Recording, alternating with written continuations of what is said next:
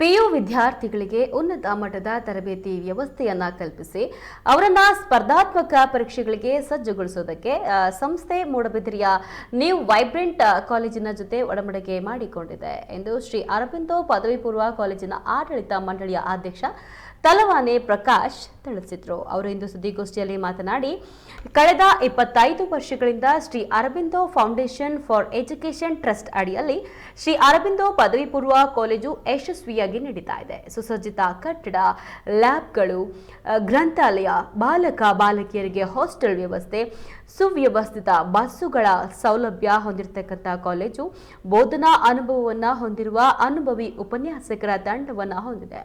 ಇನ್ನು ಇಲ್ಲಿಯವರೆಗೆ ನಮ್ಮ ಕಾಲೇಜಿನ ಉಪನ್ಯಾಸಕರೇ ವಿದ್ಯಾರ್ಥಿಗಳಿಗೆ ಸಿಇಟಿ, ಜೆಇಇ, ನೀಟ್, ಕೆಸಿಇಟಿ ಮೊದಲಾದ ಸ್ಪರ್ಧಾತ್ಮಕ ಪರೀಕ್ಷೆಗಳಿಗೆ ಉತ್ತಮ ತರಬೇತಿಯನ್ನು ನೀಡುತ್ತಾ ಬಂದಿದ್ದಾರೆ. ಇನ್ನು ಮುಂದೆ ಇವರ ಜೊತೆಯಲ್ಲಿ ನ್ಯೂ ವೈಬ್ರೆಂಟ್ ಕಾಲೇಜಿನಲ್ಲಿರ್ತಕ್ಕಂಥ ಬೋಧನಾ ಕ್ರಮ, ತರಬೇತಿ ಕ್ರಮಗಳನ್ನು ಅಲ್ಲಿಯ ಉಪನ್ಯಾಸಕರ ಸಹಯೋಗದಲ್ಲಿ ನಡೆಸುವುದಕ್ಕೆ ತೀರ್ಮಾನಿಸಲಾಗಿದೆ ಎಂದು ತಿಳಿಸಿದರು. ಪತ್ರಿಕಾ ಒಂದು ಗೋಷ್ಠಿಯನ್ನು ಕರೆದಿರ್ತಕ್ಕಂಥ ವಿಷಯದಲ್ಲಿ 4 ಮಾತುಗಳನ್ನ ನಮ್ಮ ಶಾಲೆಯಿಂದ ಹೊರಗೋಗಿರ್ತಕ್ಕಂಥ ಅನೇಕ ವಿದ್ಯಾರ್ಥಿಗಳು ತುಂಬ ಜನ IAS ಮಾಡಿದ್ದಾರೆ, IPS ಮಾಡಿದ್ದಾರೆ, ಹಾಗೂ IRS ಮಾಡಿರ್ತಕ್ಕಂಥ ವಿದ್ಯಾರ್ಥಿಗಳು ಅನೇಕರಿದ್ದಾರೆ. ಡಾಕ್ಟರ್ ಇರ್ತಕ್ಕಂಥವ್ರು, ಇಂಜಿನಿಯರ್ ಆಗಿರ್ತಕ್ಕಂಥವ್ರು ಭಾಳ ದೇಶ ವಿದೇಶದಲ್ಲಿ ಸೇವೆಯನ್ನು ಸಲ್ಲಿಸ್ತಾ ಇದ್ದಾರೆ. ಆದರೆ ಎಲ್ಲೋ ಒಂದು ಕಡೆ ನಮಗೆ ಇತ್ತೀಚಿನ ದಿನಗಳಲ್ಲಿ ಈ ಕಾಂಪಿಟೇಟಿವ್ ಎಕ್ಸಾಮ್ನಲ್ಲಿ CET, ನೀಟು ಇದರಲ್ಲೆಲ್ಲ ಇನ್ನೂ ಹೆಚ್ಚಿನ ಪ್ರಗತಿಯನ್ನು ಸಾಧಿಸಬೇಕು ಅಂತ ಹೇಳಿ ಎಲ್ಲ ಪೋಷಕರ ಒಂದು ನಮ್ಮ ಆಸೆ ಇದ್ದು ನಮಗೆ ಅದನ್ನು ಕೇಳ್ಕೊಂಡಿದ್ದಾರೆ. ನಾವು ಸಾಕಷ್ಟು ಪ್ರಯತ್ನವನ್ನು ಈಗಾಗಲೇ ಮಾಡಿದ್ವಿ.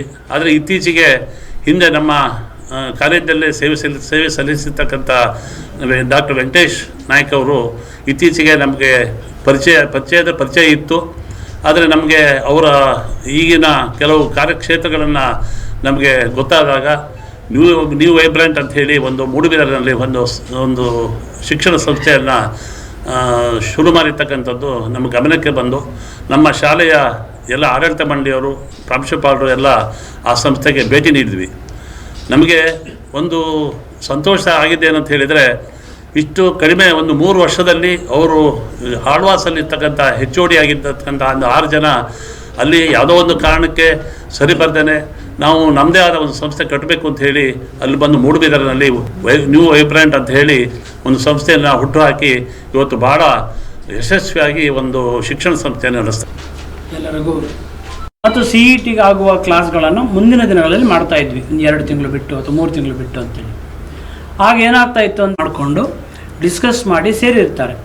ಆ ಸೈನ್ಸ್ ತಗೊಂಡ ಮೇಲೆ ಹೆಚ್ಚಿನ ಮಕ್ಕಳು ನಾವು ನೋಡುವ ಹಾಗೆ ನಮ್ಮ ಅನುಭವದ ಪ್ರಕಾರ ಹೇಳುವುದಾದರೆ ಒಂದು ಏನಾಗ್ತದೆ ಅಂತಂದ್ರೆ, ಅವರಿಗೆ ನಾವು ಕಲಿಕಾ ಕ್ರಮದಲ್ಲಿ ಬೆಳಿಗ್ಗೆಯಿಂದ ರಾತ್ರಿ ತನಕ ನಾವು ಕ್ಲಾಸೇ ಮಾಡ್ತೀವಿ ಅಂತಿಲ್ಲ. ಮಧ್ಯದಲ್ಲಿ ನಾವು ಅವರಿಗೆ ಸ್ವಲ್ಪ ರಿಲ್ಯಾಕ್ಸೇಷನ್, ಮೋಟಿವೇಶನಲ್ ಸ್ಪೀಚ್ಗಳನ್ನು ಕೊಡ್ತೇವೆ.